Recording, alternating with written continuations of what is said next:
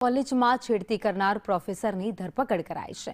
Engineering કોલેજના professor Manish ચૌહાણની ધરપકડ કરાઈ છે। ગઈકાલે પ્રોફેસર સામે છેડતીનો ગુનો દાખલ કરવામાં આવ્યો હતો, ત્યારબાદ આજે તેની ધરપકડ કરી લેવાઈ છે।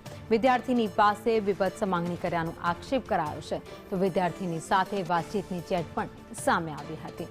વિદ્યાર્થીનીને પાસ કરવાની લાલચ આપી તેની છેડતી કરી હતી। Government engineering college Shamlaji road Modasa ખાતે આરોપી પ્રોફેસર મનીષ શિવલાલ ચૌહાણ રહેવાસી પાલનપુરના હોય ફરિયાદીની દીકરીની છેડતી કરેલી હોય જે બાબતે Modasa town police inspector Shri TB વાળા તથા પોલીસ સ્ટાફ તાત્કાલિક ઘટના સ્થળે પહોંચી ગયેલ અને ફરિયાદીની ફરિયાદ લઈ ગુનો રજીસ્ટર કરી અને આરોપી પ્રોફેસરની ગણતરીના કલાકોમાં ધરપકડ કરી કાયદેસરની કાર્યવાહી કરેલ છે।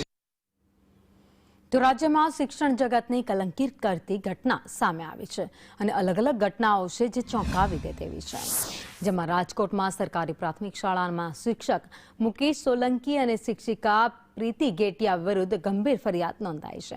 35 વર્ષીય પીડિત યુવતીએ આરોપ લગાવ્યો છે કે મુકેશ સોલંકીએ તેની સાથે અનેક વખત દુષ્કર્મ આચર્યું હતું।